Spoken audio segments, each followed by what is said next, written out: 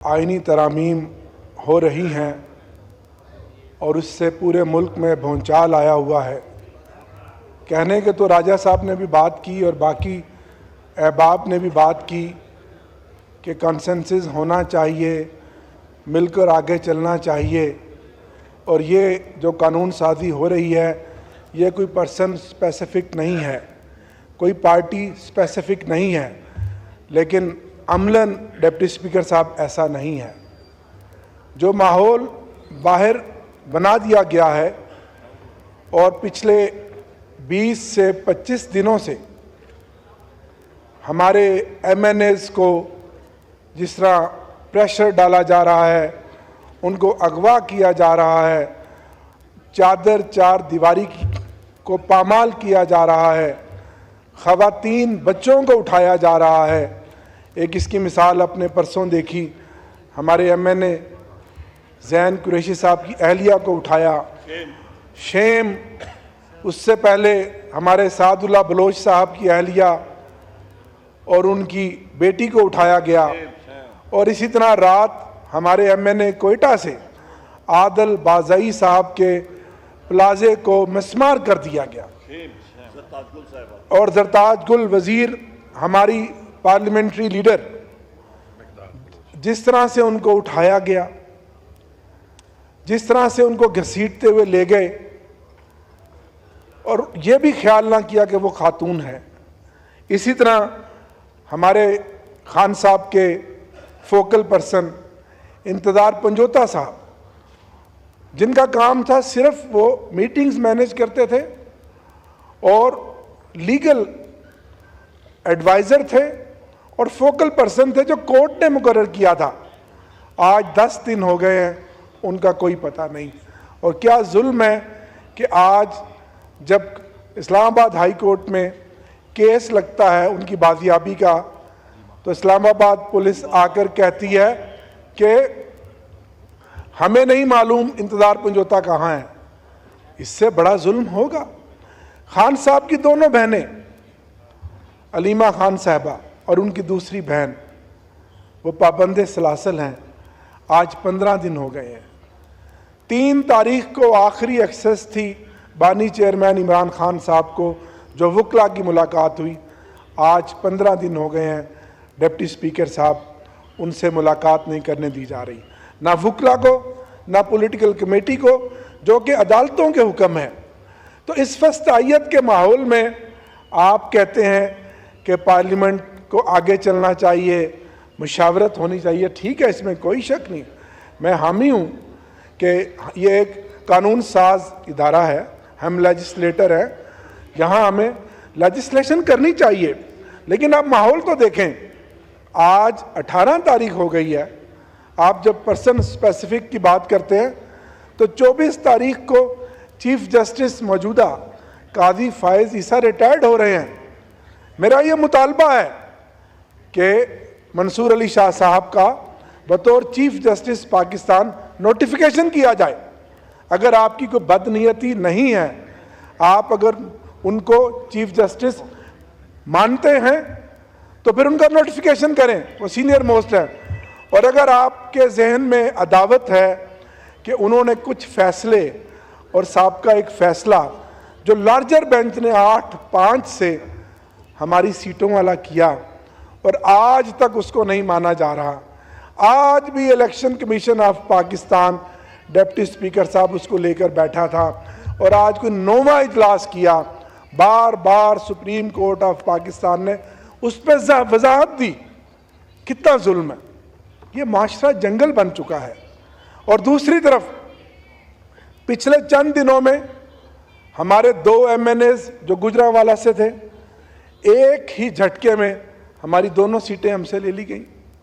रहीम यार खान की सीट गुंडागर्दी से, पंजाब पुलिस की बदमाशी से हमसे छीन ली गई। और ये पहली बार ऐसा हुआ है।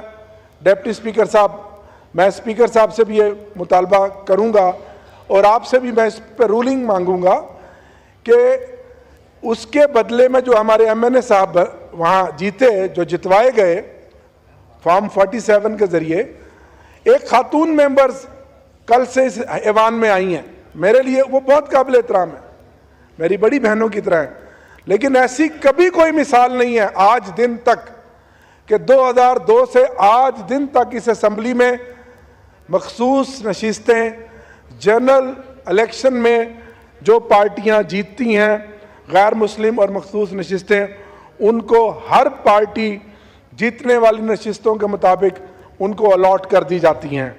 2002 से मैं डायरेक्ट और इनडायरेक्ट इस पार्लियामेंट का हिस्सा हूं। आज तक ऐसा नहीं हुआ कि एक सीट अगर ज़िमनी इलेक्शन में एक पार्टी ने जीत ली है तो उसके बदले में आप फ़ौरन ही तीसरे दिन एक सीट दे के उस ऑनरेबल मेंबर को बिठा दें। इसकी कोई मिसाल नहीं है। और उसके जवाब में 2024 में जो 94 सीटें हमने जीती थी, हमें आज तक हमारी मखसूस नशिस्तें नहीं दी। इससे बड़ी फस्तायत, इससे बड़ी बदमाशी, इससे बड़ी गुंडागर्दी, जानबदारी की इंतहा कभी होगी ये मुआशरा? और आज दिन तक हमारे जो ऑनरेबल सुप्रीम कोर्ट ने फैसला किया रिजर्व सीट का, वो हमें नहीं दी गई। जनाब डिप्टी स्पीकर, मैं इस पर रूलिंग चाहूँगा। क्या जनरल इलेक्शन के बाद अगर कोई पार्टी का, किसी भी पार्टी का मेंबर किसी भी वजह से सीट खाली हो जाती है, क्या उसके नतीजे में कोई स्पेशल सीट आ सकती है? बिल्कुल नहीं आ सकती। कानून और आइन भी कहता है, लेकिन आज ना कानून है ना आइन है। और उसके बाद जनाब स्पीकर, आप चले हैं कानून साजी करने। सर, हम 4 MNAs, जबर का मौसम है, जुल्म और फस्तायत है, सिर्फ 4 MNA इस असेंबली में इजलास के लिए आए हुए हैं और हमने भी अपने सरों पे कफन बांधे हुए हैं क्योंकि हम हक के रास्ते के मुसाफिर हैं। बाकी पूरी असेंबली हमारी पीछे देखें, हमारी सीटें खाली हैं। उसकी क्या वजह है कि हमारे MNAs छुपे हुए हैं, डर और खौफ के साए हैं, उनके घरों में छापे मारे जा रहे हैं, खवातीन को उठाया जा रहा है, उनके कारोबार तबाह बर्बाद कर दिए हैं। ऐसे में आप कहते हैं कि जी कॉन्सेंसस करें। इस तरह कभी कॉन्सेंसस हुआ? कभी मुशावरत हुई है?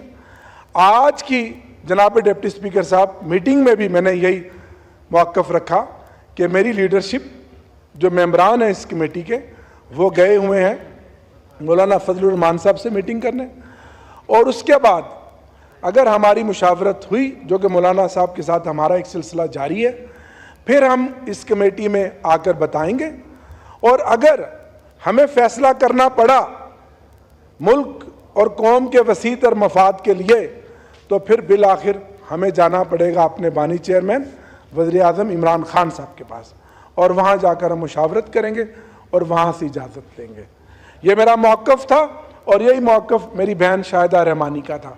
लेकिन बाहर निकल कर ये तासुर दिया गया कि ये जो ड्राफ्ट है ये मुतफ़क्का तौर पर मंजूर हुआ है। कतन ऐसा नहीं है, मैं इसकी वजाहत करता हूँ। और फिर अगर यही ड्राफ्ट था और जो कि हमने देखा, जिस पे कॉन्सेंसस करने की कोशिश की गई, सब ने इनपुट दिया, तो फिर ये 20 दिन से इस जबर और जुल्म का बाजार बर्पा करने की क्या जरूरत थी? मैं ये समझता हूं, फ्लोर ऑफ द हाउस पे ये कह रहा हूं जिम्मेदारी से, कि अभी भी ये ड्राफ्ट असली नहीं है। कुछ ना कुछ जरूर है जिसकी पर्दादारी है, और कल या जब भी बिल्ली थैले से बाहर आएगी तो कौम को पता लग जाएगा। हाँ, अगर आप CRPC में कोई अमेंडमेंट चाहते हैं, आम आदमी को इंसाफ देना चाहते हैं, और कोई ऐसी कानून साजी करना चाहते हैं कि जिसका फ़ायदा अवाम को हो, तो तहरीक इंसाफ आगे बढ़ेगी। हम इस पार्लियामेंट को, इस पार्लिमान को मजबूत बनाना चाहते हैं। लेकिन अभी तो जो लग रहा है जनाब डिप्टी स्पीकर साहब कि इस आइनी तरामीम करने का मकसद अदलिया को एग्जेक्टिव के ताबे करना है।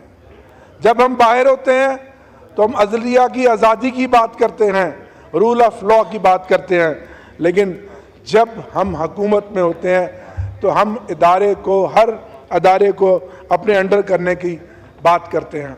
और इससे बढ़कर कितना शर्मनाक बात है कि सुप्रीम कोर्ट ने खुद इजाजत दे दी एमपीएस और एमएनएस के वोट खरीदने के। गोया सुप्रीम कोर्ट ने खुद हॉर्स ट्रेडिंग की इजाजत दी। इससे बड़ी कोई बदकिस्मती है जो कुछ सुप्रीम कोर्ट के चीफ जस्टिस साहब ने किया। अभी चंद दिन पहले उन 10 मेंबरान में से मैं भी एक मेंबर हूं जिसको इस पार्लियामेंट की बातों को हिलाते हैं, तो मैं ना अपने बच्चों को छोड़कर कव्वे के अंडों को अपने परों से थाम लेती है। सुना है जंगलों का भी कोई कानून होता है।